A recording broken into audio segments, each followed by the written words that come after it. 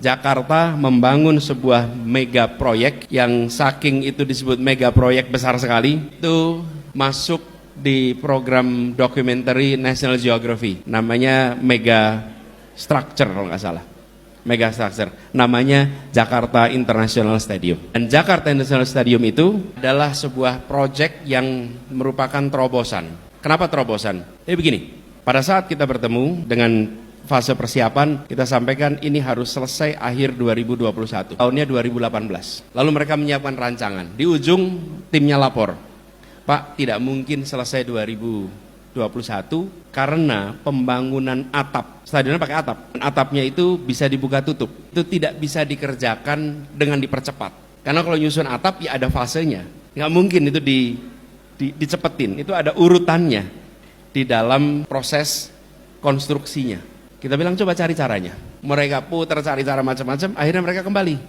Bisa Pak, atapnya dibikin di bawah. Lalu nanti didongkrak naik ke atas. Oke, that's a good idea. Masalahnya apa?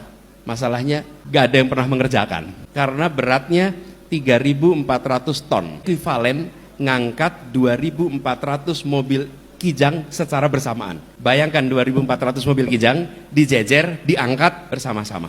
Equipmentnya harus ambil dari Timur Tengah. Itu kren-kren besar di Dubai, Abu Dhabi, itu harus disewa semua. Karena kren-kren itu khusus untuk mengangkat konstruksi raksasa. Pertanyaannya, should we take the risk or not?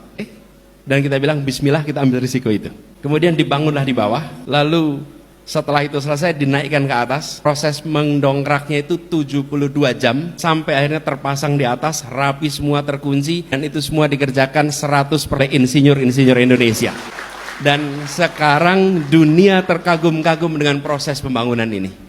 Kenapa terkagum? Karena mereka nggak pernah mengerjakan begini. Sebesar itu dikerjakan di bawah lalu diangkat ke atas. Kalau diangkat ke atas itu aula, banyak yang mengerjakan. Tapi seukuran stadion dengan berat sebesar itu never done here. Dan itu dilakukan oleh anak-anak yang dilahirkan ibu Indonesia, dididik sekolah Indonesia, dari universitas-universitas di Indonesia. Jadi saya bilang saya setuju sekali, jangan pernah meremehkan didikan anak bangsa ini.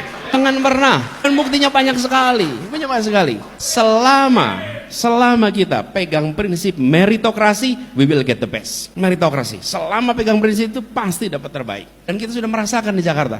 Hari ini kita bangga sekali. Dan kita bisa bilang, gedung yang dibuat sebesar itu tidak satu pun tenaga asing yang terlibat. Semuanya tenaga Indonesia. Nah, Bapak sekalian, ada yang unik ini.